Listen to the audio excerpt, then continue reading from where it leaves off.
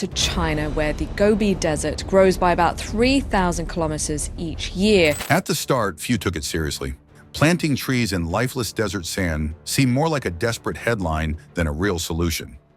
Experts shrugged it off as impractical. We have doubts about the possibility, the viability of this idea. Critics scoffed. Even environmental groups doubted it would go anywhere. The early results didn't help either. Scattered fields of wilted saplings, scorched by the sun, stood as reminders of how brutal the desert could be. It looked like failure. But while the world looked away, China didn't stop. Now, after more than a decade, something unexpected is unfolding. The dunes are shifting, and in place of silence, there's growing awe. How did this unlikely transformation even begin? Mounting environmental crisis. Long before the first sapling pierced the baked earth of northern China, entire regions were slipping toward oblivion as fertile landscapes crumbled into blowing dust. Desertification moved faster than cartographers could shade new boundaries.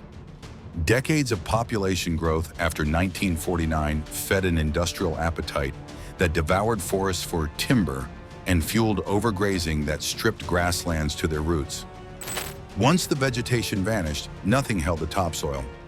Northern wind scooped it into the sky, carrying the nation's future layer by layer across the horizon. By the turn of the millennium, more than 2.6 million square kilometers, over a quarter of China's territory, had degraded into sand and gravel. Inner Mongolia, Gansu, Ningxia, and Xinjiang, regions once known for lush grazing and productive farms, now struggled beneath shifting dunes. At the core of this catastrophe lay the Taklamakan, the legendary Sea of Death, expanding with terrifying speed. Roads disappeared overnight, power lines sagged under drifts, and cities fought a losing battle against encroaching hills of sand. The crisis refused to respect borders. Spring dust storms in 2006 smothered Beijing and Tianjin beneath a yellow haze before riding jet streams to Korea, Japan, and even North America. Yet numbers and geography only hinted at the human toll. Roughly 400 million citizens lived in zones where wells ran dry, crops failed, and villages surrendered to the desert. Families became refugees not of war, but of ecological collapse. China formally recognized ecological migrants, an unsettling admission that progress could unravel in the face of nature's backlash. World headlines questioned whether a rising superpower could afford such wounds to its image or to its people. The nation demanded a breakthrough powerful enough to reverse the narrative. The Great Green Wall, China's bold reforestation gamble. In 1978, that breakthrough took shape as the 3 North Shelter Forest Program, later hailed as the Great Green Wall. Planners envisioned a living barrier stretching thousands of miles across the northeast, north, and northwest, designed to blunt sandstorms and reclaim the soil. The project would run until 2050, reaching more than 4,500 kilometers in length and up to 1,500 kilometers in width, with a goal of rehabilitating land equal to the area of Germany. Scale alone could not secure success. National mobilization became the engine. Provincial authorities received reforestation quotas, and every March 12th, students, soldiers, and office workers marked tree planting day by digging holes in parched ground.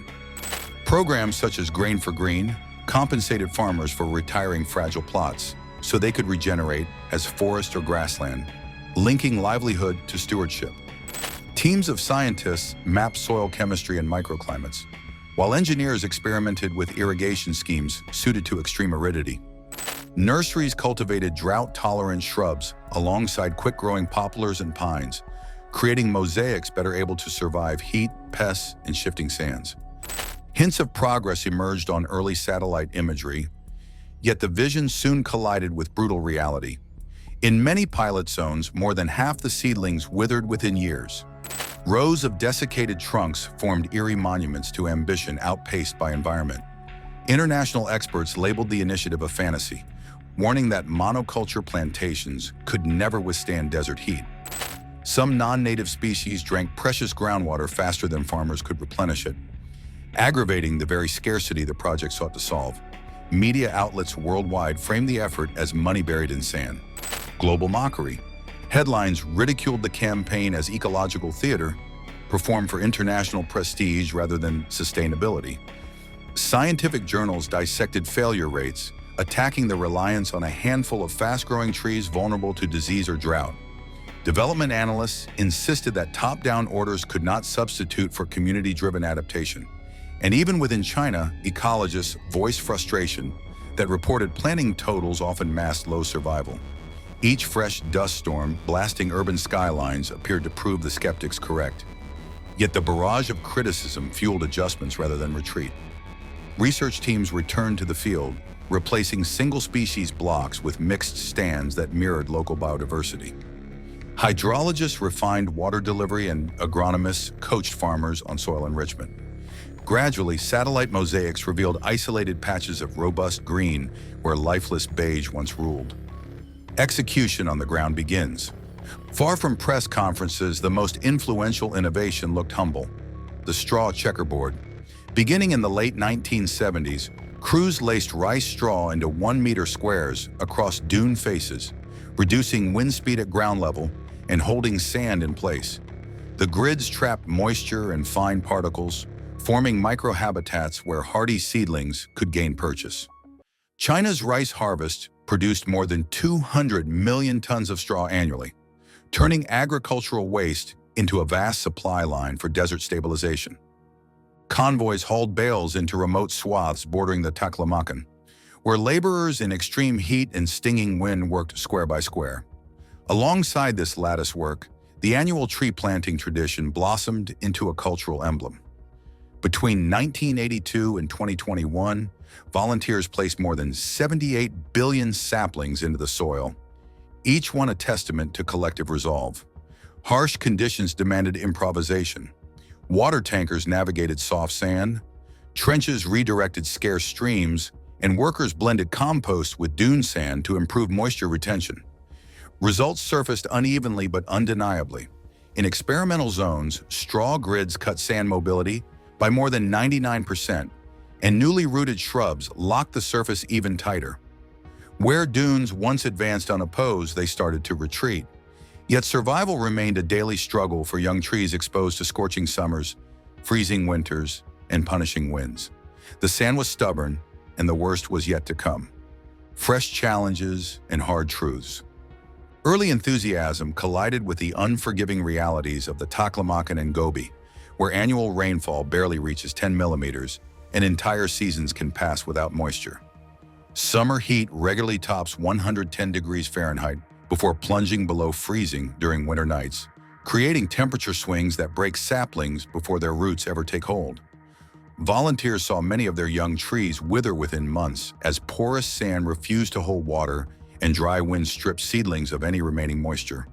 Survival rates in the most exposed plots fell to 15%, especially where single-species rows of poplar or pine met a climate for which they were never designed. Moving water, seedlings, and straw deep into remote dunes required convoys, careful coordination, and spending that could evaporate with a single sandstorm. One afternoon of gale-force winds often buried weeks of labor beneath fresh drifts. In 2011, a Chinese Academy of Sciences report laid out the unavoidable conclusion that raw planting targets were no longer enough. The fight had to shift toward ecological restoration, centered on biodiversity, soil health, and resilience over flashy totals.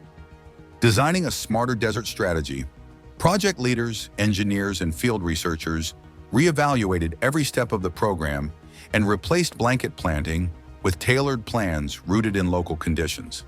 One breakthrough involved upgrading the straw checkerboard system, on-meter grids of rice straw that pin sand to the ground while trapping moisture. Handling those grids proved slow and brutal, so engineers developed trenching machines able to cut channels and drop straw 4 to 6 times faster than human crews, allowing stabilization to advance across larger areas before the next storm arrived. Speed mattered, but species selection mattered more. Fast-growing imports gave way to hardy natives such as saxaul, tamarisk, sea buckthorn, and goji. Plants evolved to live on almost no water and to anchor dunes with deep root networks.